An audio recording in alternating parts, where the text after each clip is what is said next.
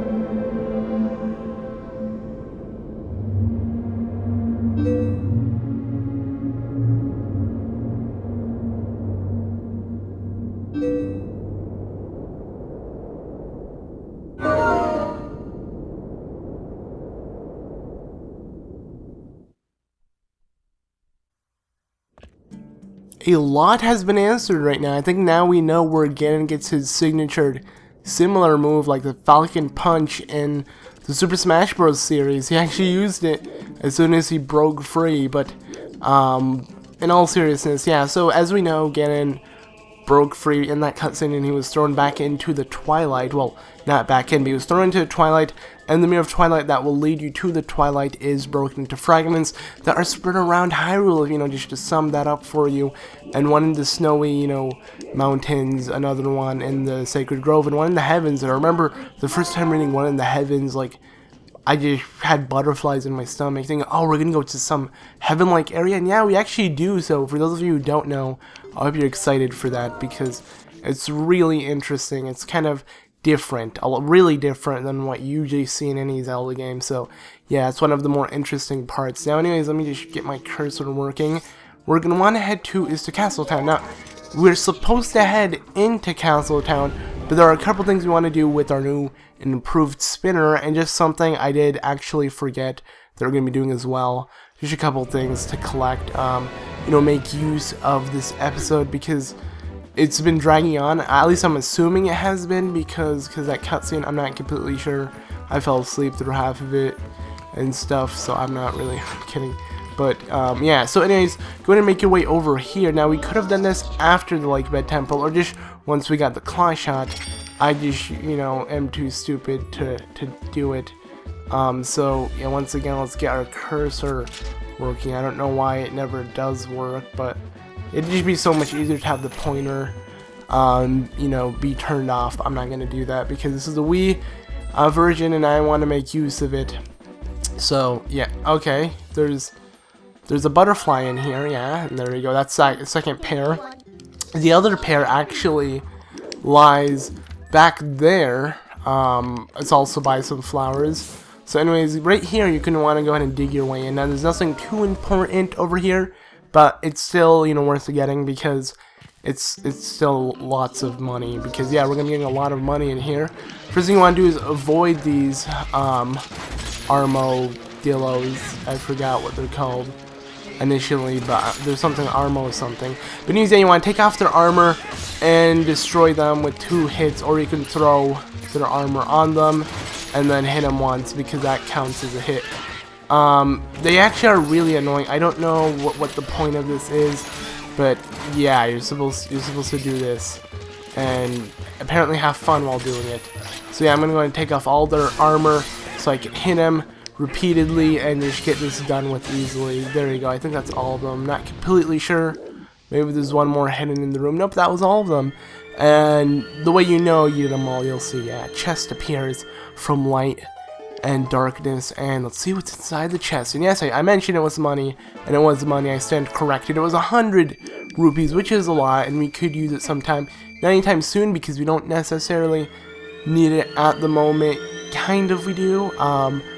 There is something coming up to mind. We will be having to collecting a lot of money, actually. Not too much, but pretty much fill up our wallet, which we will have. In the next upcoming events, we should be, you know, a full wallet richer, ish. But yeah, or just, you know, 200 more rupees richer. Really depends. I don't know how much rupees. Yeah, just 200 more. So anyways, go ahead and make your way over here. And this kind of cuts off the loading screen from where the entrance to Castletown is. This is like, you know, its own way. It's kind of unique, but yeah, you want to make yourself over here, and you'll see, oh look, dude, there's rails. Yeah, you can go in and use them. Now they finally make sense, because those of you who have seen these without getting the spinner. Now you know what you do with them. Yes, you grind with this spinner on these rails, and this is rather easy. It could be somewhat frustrating if you don't know how to do it, but I'll explain that easily. So first off, let go of everything. Let go of the controls completely for this jump, because if you do slightly move the analog stick, hit B or anything, you will not make it. It will just be endless and endless of time wasting nonsense, because yeah, they won't let you do it. So anyways, once you make your way over here, you know, hit B to jump on the other sides after you do that, and you get yourself a piece of heart. Now one more piece of heart to go, so you can get a full heart container, and we're going to be getting that right now as well. So what you want to do is go ahead and let's fix up my cursor thing, and let's go ahead and head to the Bridge of Elin. And let's try to talk throughout the whole episode without not being able to or something. I don't know what's up with me, but that is me. My feet are freezing, and I think that's what's, you know, throwing me off. But I think actually heading a little further, we will encounter a friend. Now, we are heading this way, but the game is automatically going to have us look the opposite way and everything. And whoa, it's turning nighttime. I think it's going to be like a storm or something. I know it's randomly how it goes, but it looks like it's going to be a storm. I'm not completely sure. Maybe it's just turning nighttime, but in a really spookier way. Or I'm just noticing it more than I usually do. I think, yeah, sometimes it does rain randomly in Hyrule, which is really neat. But it's really dark, and I feel like the nights last forever when it does that. I'm not completely sure. Maybe it's only sometimes. I can't really remember. But I do know in Midna's Lament, that was a huge thing, where it rained and it was nighttime and everything, and it was actually really nice and mystical. But yeah, anyways, make your way over here. Just, you know, continue jogging. It's better off being in wolf form because you get that boost of speed with the dash. And then make yourself over here. You'll find another rail that we can grind on. Go ahead. No, you know, you don't need any skill for this one. You just want to go ahead and, you know, spin your way over here and transform into Wolf Link. If you go ahead and use your senses, you'll see there's a huge, you know, sparkly hole. You can dig your way in and transform immediately to human form, because you're going to want to fight these with, you know, the easy bomb arrow combo that you can take them out in with just one arrow and one bomb for each, you know, skeleton guy. Try not to hit yourself though, because the recoil damage is pretty big. But yeah, there you go. Once there's only 3 of them. It normally take you longer if you didn't do what I was doing. If you were fighting them, you know, dueling them with your sword, it would take a lot longer. But if you do what I did, or did what I did, yeah, there you go. Just 3 quick shots, and there you go. The next piece of heart is, you know, gotten. And that's how you do it. Now what we're going to be doing here is we're going to head our way back to Hyrule Castle Town and go ahead and say hi to Midna, because we haven't seen her in a while, and stuff, because yeah, some important things that we're gonna have to be doing. Let's go ahead and warp and do that. So if I can get this, seriously, I don't know what the hell is wrong with it.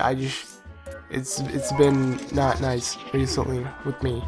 But yeah, we want to head over to Telma's bar. She did mention several times about us going there. I think the first time we met Aru, and then, we met Aru once, and that was kind of it. And then he mentioned, you know, to go to Telma's bar, there are more people, things and stuff to do. So we're gonna finally be doing that. And it is turning nighttime, which does actually remind me of something, which is good, because I did forget actually a Postle, but I have to wait until it's nighttime, and it is in Gerudo Desert, which I will be getting, hopefully in this episode, maybe the next episode, I'm not completely sure, but I will be getting soon, just before we, you know, we continue with other things and with the storyline. But first off, what you want to do is go ahead and make your way over to Telma's bar, like I said, here in Castle Town. Those of you who don't know where it is, it's in the South Road. Just run your way over here, and there you go. It's right here. It's kind of deep into the ground. I don't know why, but it is. They kind of hit it pretty well, because only exclusive people will get to go in here. You can go ahead and say hi to Telma. She'll be happy to see you, things and stuff. Oh my, if it isn't Link, I guess she automatically says hi to you. I was going to try to ignore her, but how have we been, things and stuff. Everyone look, Link came to see us, yes. We're gonna go ahead and say hi to her little crew. There's one missing. Her name is Ashy, and we're gonna want to meet her because our next quest lies there. Now you could say hi to each one of them, or you can go ahead and just check the map, and they'll automatically tell you where she is. It'll put this red circle on your map, and now you know she's near the Zora's domain area, Zora's stuff. Now if you go ahead and talk to this guy, because we know Aru, this is Chad, and you know, nothing special about him yet. But who's this guy? He looks rather familiar. Yeah, this Kokirian outfit, Kokirian or Ordanian outfit, you could say. I know I said Kokirian, but yeah, just like an Ordanian outfit, looks familiar. Talk to him once, he'll just, you know, have dots. It has been a long time, Link. Oh wow, it was Russell. Yeah, we didn't see that one coming, but he's kind of a part of their organization, and you know, they're fighting crime and things. Not really, they're just sitting on their asses, and they will lead you to special places later on in the game. First one is going to be Ashy, and that's why we're going to meet her first, get some special information of where we're supposed to go. So, what we're going to do first, before we actually do that, is we're gonna get our cursor working first. That's what we're going to be doing, and we're going to head over to the desert province and make our way to Gerudo Desert, so we can get that Postle I've been speaking about. You know, sure, a lot of you guys are curious and wanting me to get it, so I'm gonna do us all a favor and do that, you know. So yeah, go ahead and make your way over here. Now it's completely the opposite side of where we're at right now. I'm gonna see if I can actually put the cursor on it, if it does work for me today. It doesn't. Okay, there we go. Where you want to go is, once I start moving, I'll put it. Okay, you want to go like all the way over. It won't move anymore, but like to the end. See? Yeah, there you go. Right there. It's like back here. Just to the completely opposite side.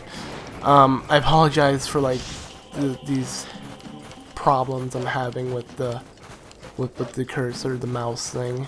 The Navi of the game. It's not really Navi, it's just a fairy. A lot of people ask, is that Navi? No, it's just an ordinary fairy to let you know where you have your Wiimote facing. So when you take out your bow, when you take out your whatever, you know where he's going to start aiming at, where Link's automatically going to be aiming at. So yeah, anyways, just continue way over here. You can see it in the light, or in the darkness. You can see the lightness of its darkness. That's not even making any sense. There's a hole. I think you can get some rupees.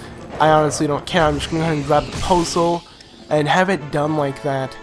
And there you go. So let's go ahead and warp over to Zora's domain. I think I'm going to end off the episode here. In the next episode, we're going to go ahead and make our way to Zora's domain. Maybe, if this works someday. Yeah, there we go. So thank you for watching. In the next episode, we're going to see what lies in Zora's domain and what Ashley could do to help us with the stuff and things and other stuff. So thanks for watching.